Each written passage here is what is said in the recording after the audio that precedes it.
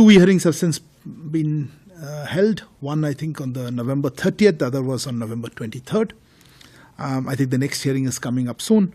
We are closely following the matter and extending all legal and consular assistance.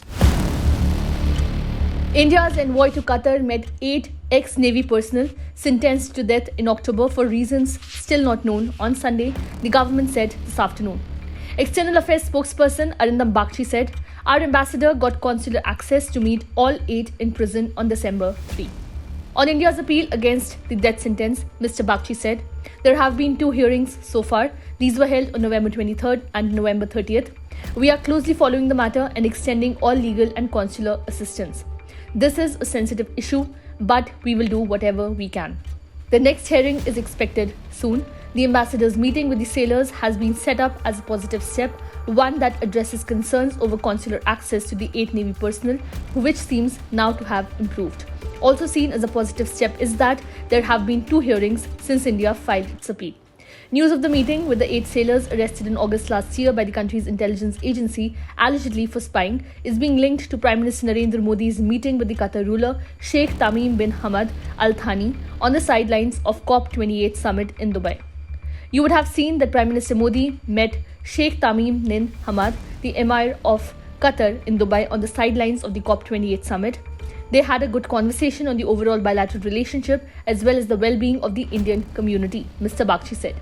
The specifics of the PM's brief meeting have not been made public, but it does appear the Prime Minister has now taken up this matter with the Qatari ruler directly. You would have seen Prime Minister met the Emir of Qatar in Dubai on the sidelines of COP28. I think he put out a tweet.